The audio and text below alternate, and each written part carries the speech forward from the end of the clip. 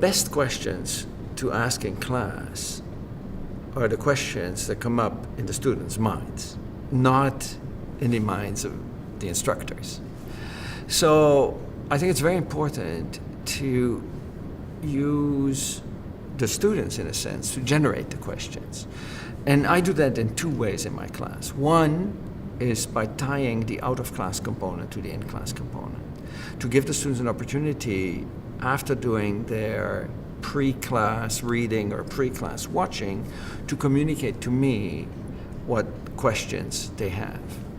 The other one is to keep track of common mistakes that students make on assignments, homework, midterm examinations, you name it. So rather than grading them just to give students their marks, to have a pad nearby and to keep track of the type of mistakes that the students make and then turn that into a question, to me has been a very valuable approach to developing questions.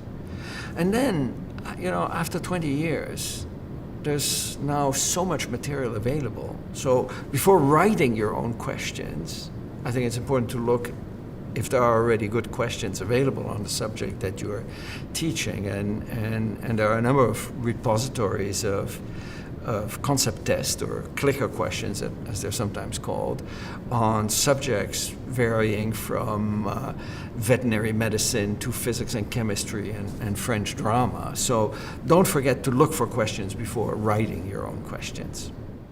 It is very important to make the questions in class neither too hard nor too easy.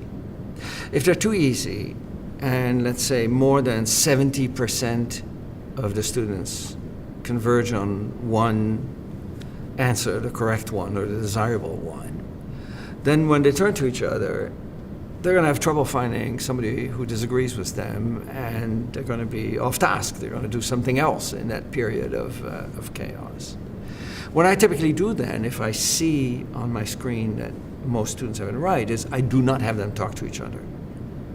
I conclude this question was too easy, we need to ask a harder question. Now let's go to the other extreme.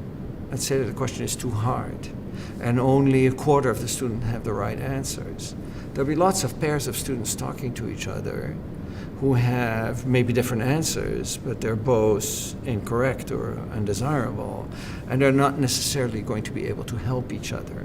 And the gains that are achieved through the discussion are not going to be very large.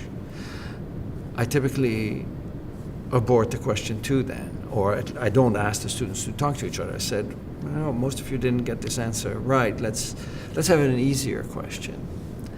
Ideally, you get somewhere between 30% and 70% correct. That's when the discussion leads to the largest conceptual gains in the classroom. Now, initially, it's hard to hit that 30-70% balance because you don't know as an instructor how your students are going to do. And I'd say, that's okay. Don't worry too much about it, because after all, when I started, I certainly had many questions that were either too hard or too easy, but I still accomplished a doubling of the learning gain, and I would be surprised if the same thing didn't happen in your class.